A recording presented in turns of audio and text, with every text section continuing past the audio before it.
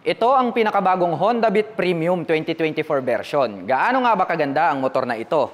Yan ang ating aalamin ngayon. Tara!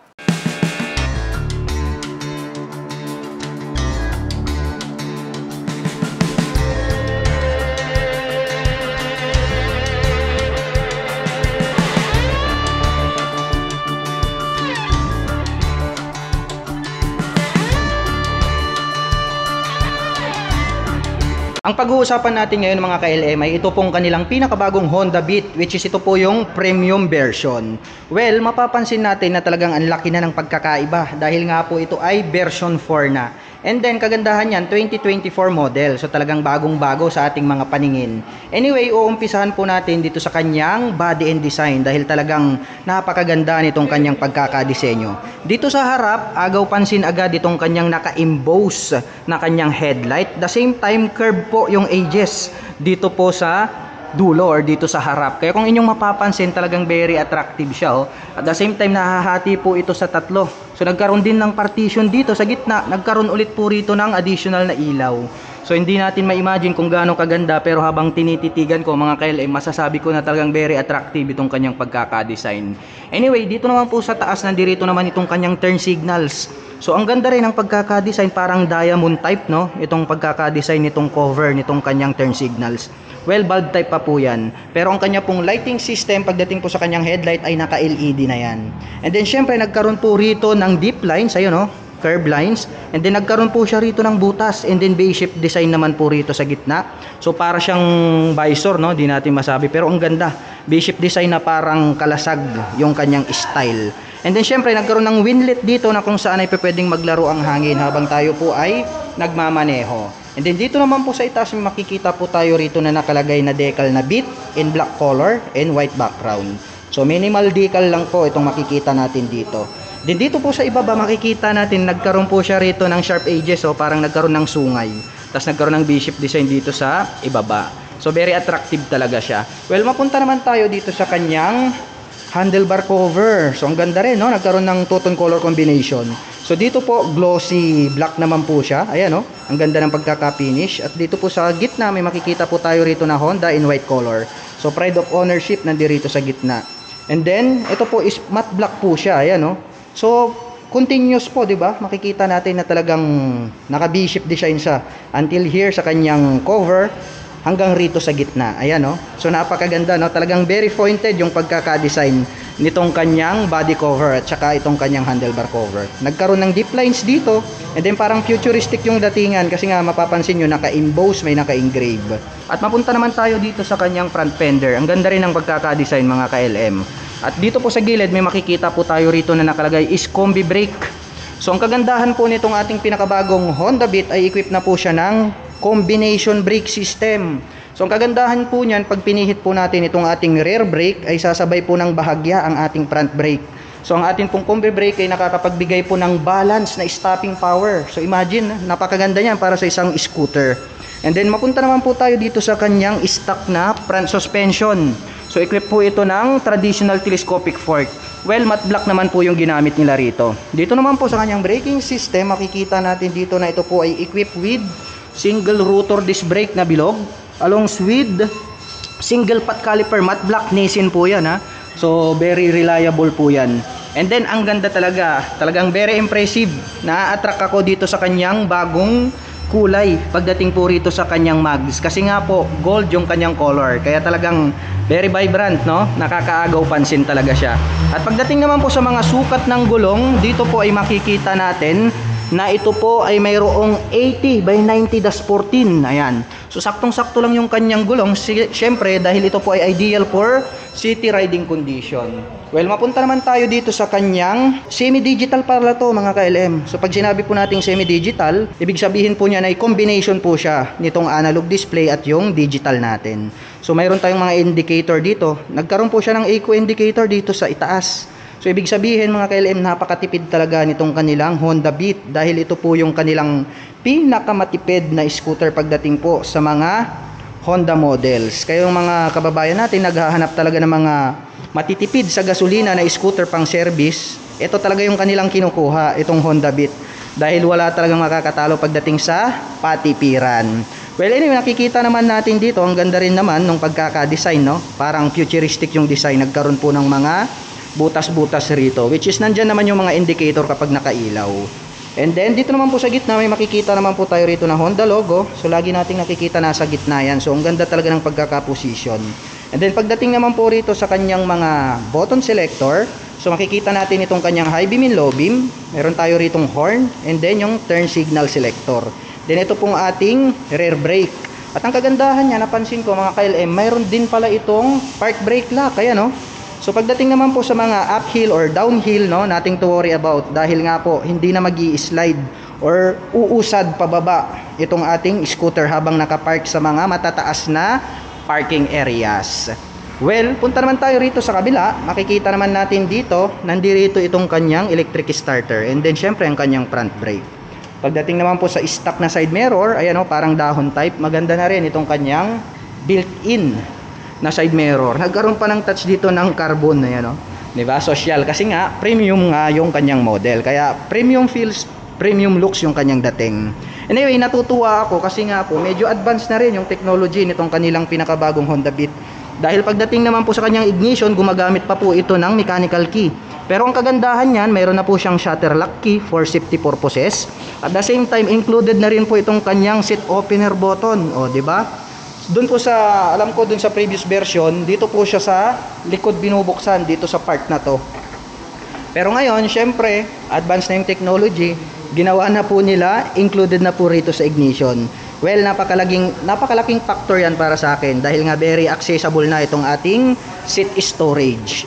And then syempre, babalik lang natin itong kanyang mechanical key. At dito sa ibaba may nakikita po ako rito na packet. So buksan na lang po natin. Yun.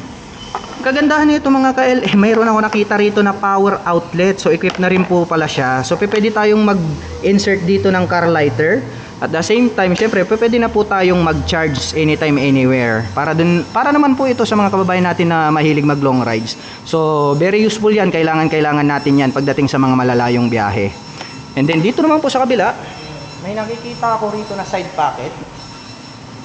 Ayan, medyo may kalaliman din mga KLM. So, pwede naman tayong maglagay rito ng mga coins. At dito sa gitna, mayroon naman po ritong utility hook na pwede nating pagsabitan ng ating mga small belongings or yung ating mga pinamalengke.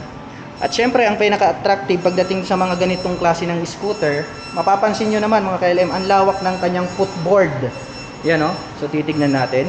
Sakyan natin para makita natin kung gaano ka-spacious itong kanyang footboard. Ayun, saktong-sakto lang naman itong ating paa.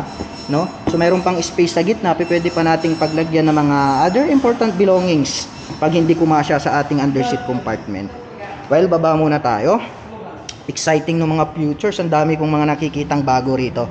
And then dito naman po sa side na to, makikita natin very pointed. At the same time may makikita po tayo rito na Honda decal. So chrome color naman to ito mga KLM. So very attractive naman siya. And then ang nagustuhan ko, 'di ba, nagkaroon po siya rito ng napakagandang design na 'yon, may mga curved lines. At the same time, ginawa nila itong sharp edges na to, nagkaroon po siya ng dual tone color combination. Ayan o, matte black tapos para siyang gray dito. Mapunta naman tayo rito sa baba. So makikita naman natin dito itong kanyang side stand. Ayan. So equipped na po pala itong ating Honda Beat 110. Mayroon na po itong side stand engine cut-off switch. Well, kapag naka-engage itong ating side stand, nothing to worry about dahil hindi na po natin mapapatakbo si scooter na naka-engage yan. So, syempre, mamamatay yung ating scooter, di natin mapapaandar. So, maiiwasan po nating madisgrasya dulot ng naka-engage na side stand. So, napakagandang specifications para sa isang scooter yan. Iwas disgrasya. Nandirito naman sa gitna, ito pong kanyang center stand. At ito naman po yung kanyang pillion step para sa ating back rider. So, makikita natin, rubber type po yung kanilang ginamit. Nagkaroon na din po rito ng grills yung harang para hindi po mapunta kung saan-saan itong ating footstep dito. And then pagdating naman po rito sa kanyang side cover, ang ganda rin, no? Nagkaroon ng mga deep lines and then nagkaroon ng V-shape design, may mga naka-emboss na part. So ang ganda nung kanyang reflection dito sa kanyang color. Kasi nga premium yung kanyang datingan, kaya masasabi natin na para siyang classic looks.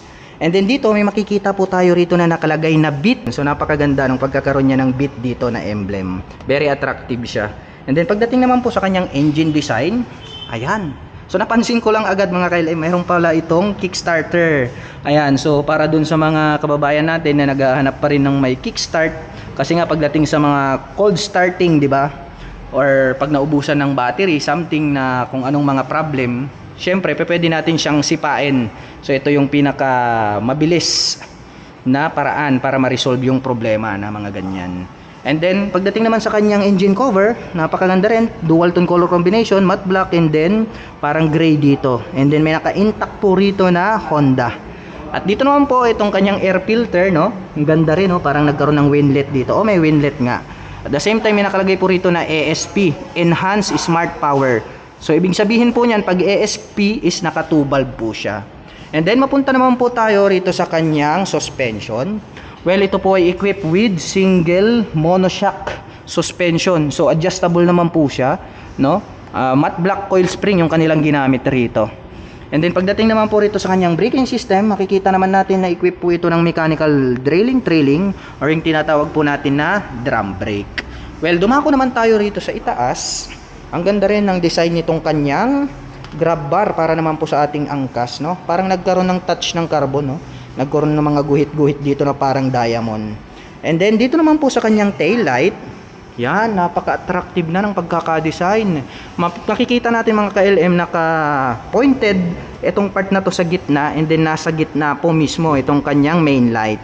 So ito yung kanyang tail light, and then yung turn signals included na rin po siya. Dito naman po sa ibaba, makikita natin dito, may nakalagay rito na Honda. So minimalist decal, white color yan. And then tong naka-emboss na to, na napakahaba, pag sinilip po natin yan, ayan, meron po tayong makikita dyan na plate light, ayan. And then dito naman po sa gitna, meron pong added reflectors, which is more visible pagdating ng gabi. So ang ganda pala talaga nitong kanilang pinakabagong Honda Beat, no? 2024 model. Then syempre, gaya ng sabi ko, very attractive talaga itong kanyang mags color. Talagang very vibrant. So natutuwa ako habang nakikita ko siya kasi nga agaw pansin. And then pagdating naman po rito sa kanyang sukat ng gulong dito sa likod, dito po ay mayroong 90/90-14. Well, saktong-sakto lang yan kasi nga po ito po ay nakadesign pang city riding condition. Pagdating naman po rito sa kanyang stock pipe, ayan o, kitang-kita naman natin, napakaliit, no? Pero napaka-cute. Ayan o, very sharp din yung edges, nagkaroon ng mga butas, windlet. At the same time, napakaganda po nitong kanyang head protection guard. At nandito naman po itong kanyang air-cooled cover. So meaning to say, ang atin pong Honda Beat ay equipped po ng air-cooled. So umaasa lang po siya dun po sa hampas ng hangin para lumamig yung kanyang makina. Well, napakaganda rin yan, reliable din pagdating po sa mga city riding condition. Pwede rin naman siyang pang long rides, pero syempre kailangan nating mag-iingat at huminto para ma-refresh po yung kanyang engine. Well, mapunta naman tayo rito sa kanyang upuan. Ang ganda rin ng kanyang upuan, ha? Single color lang naman po siya. So parang nagkaroon siya ng mga point dyan. Malambot din, kaya very comfortable habang ikaw ay nagdadrive. Well, tignan naman po natin itong kanyang underseat compartment. Ayan. So spacious din itong kanyang underseat compartment mga KLM. Marami din tayo ritong mailalagay. So kung hindi ako nagkakamali, ito po ay mayroong 12 liters na underseat compartment capacity. O, di ba? Napakaganda rin ang pagkakadesenyo, medyo malalim din. And then syempre dito na po natin makikita or matatagpuan itong kanyang fuel tank. So nandito po siya under the seat. So kailangan po natin siyang buksan kapag tayo po ay magpapagas. So ang ganda rin, no, ng kanyang pagkakaroon dito ng bit dito sa gitna. At the same time, nasa ilalim na yan, ha, pero nagkaroon pa rin siya ng touch ng carbon or yung kanyang design na mga diamond. So close na natin. At ang atin pong pinakabagong Honda Beat Premium 2024 model ay mayroon pong 742mm na seat height. Ngayon naman ay susubukan nating sakyan para malaman natin kung gaano nga ba ito kataas. Anyway, my height is just around 5'6". So kitang-kita nyo mga KLM, lapat na lapat yung ating foot below the ground. So ito masasabi ko na hindi lang ito basta comfortable para sa 5'6" in height. Either siguro masasabi ko na 5'3" pataas. So very comfortable po ito. So talagang highly recommended para dun sa mga kababayan natin na hindi masyadong katangkaran. At pagdating naman po sa kanyang engine specifications, ang ating pinakabagong Honda Beat Premium ay meron pong 110 cubic centimeter engine displacement. Naka single cylinder, single overhead cam, naka 4-stroke with 2 valve. At nakakapag-provide naman po ito ng maximum power na 6.63 kW at 7,500 RPM. Habang nakakapagbigay naman ito ng maximum torque na 9.3 Nm at 6,000 RPM. At may fuel consumption naman ito na 58.2 km per liter. At meron din naman po itong bigat na 90 kg. At ang presyo po ng ating pinakabagong Honda Beat Premium ay nagkakahalaga po ng 72,400 pesos. At para naman po sa mga kababayan natin na nakapanood ng video na ito at gustong maglabas ng pinakabagong Honda Beat Premium 2024 version, ay maaari nyo po silang bisitahin dito po sa Honda Wing San Fabian, Pangasinan branch. At ito naman po ang kanilang contact number na maaari nyong tawagan para po sa lahat ng inyong mga inquiries. At para naman po sa mga kababayan natin na gustong magpunta rito, ang kanila pong operation time is starting 8:30 AM until 5:30 PM from Monday to Saturday.